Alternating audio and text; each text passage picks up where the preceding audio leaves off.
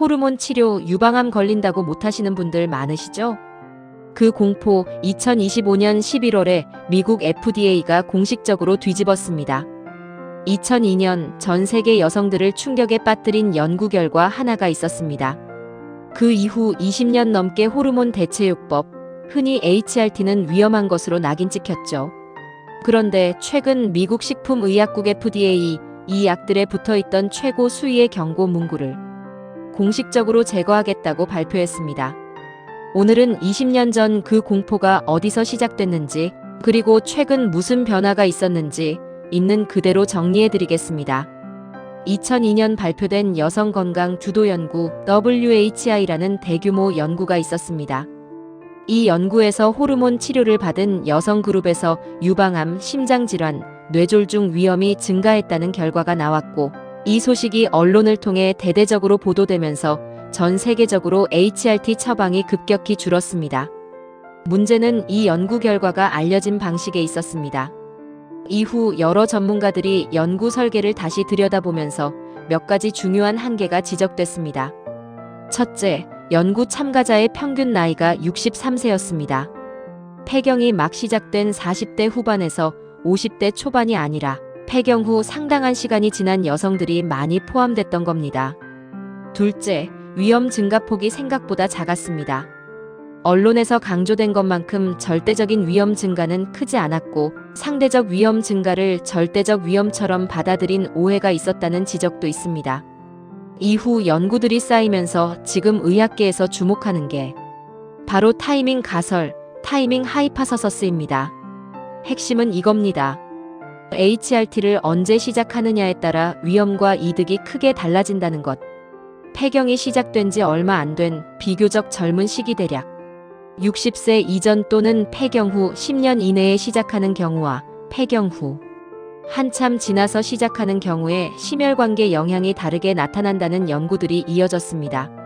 즉, HRT는 무조건 위험하다가 아니라 누가, 언제, 어떤 방식으로 시작하느냐에 따라 다르다는 게 지금의 의학적 관점에 훨씬 가깝습니다. 여기서 이번 편의 핵심 소식입니다.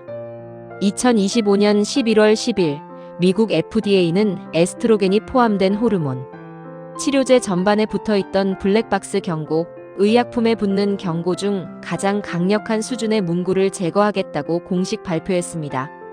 이 경고는 2003년, 그러니까 2002년 WHI 연구 발표 직후 붙었던 것으로 20년 넘게 유지되어 왔습니다. FDA는 이번 발표에서 해당 경고가 오래된 과학적 근거에 기반해 있었고, 그로 인해 많은 여성들이 도움이 될 수 있는 치료를 피해왔다는 점을 이유로 들었습니다. 앞으로 라벨에는 폐경 후 10년 이내에 시작할 경우 장기적으로 건강상 이득을 볼 수 있다는 나이 시기별로 더 구체화된 안내가 담길 예정입니다. 다만 여기서 균형을 잡아야 할 부분이 있습니다. 이번 조치로 모든 경고가 사라지는 건 아닙니다. 자궁 내마감 관련 경고는 유지되고, 유방암 가족력이나 혈전증 병력, 심혈관 질환 위험이 있는 경우에는 여전히 개별적으로 신중한 판단이 필요합니다. 즉, 이제 무조건 안전하다가 아니라 과도했던 공포가 조정되고 있다는 게 정확한 표현입니다. 그러니까 이 영상의 결론은 HRT는 안전하니 다 받으세요가 아닙니다. 막연한 공포로 미리 포기하지 말고 최신 정보를 바탕으로 나에게 맞는지 상담해보라는 겁니다. 산부인과에서 HRT 상담을 받으실 때 참고하시면 좋은 포인트입니다. 하나, 본인의 병력을 정확히 공유하세요. 유방암, 혈전증 가족력, 심혈관 질환 이력 등이 결정의 중요한 요소입니다. 둘, 증상의 심각도를 함께 고려하세요. 일상생활이 크게 힘든 수준의 증상이라면 관리하지 않고 참는 것 자체도 삶의 질에 영향을 준다는 점을 함께 따져봐야 합니다. 셋, 시작 시기와 방법에 대해 구체적으로 물어보세요.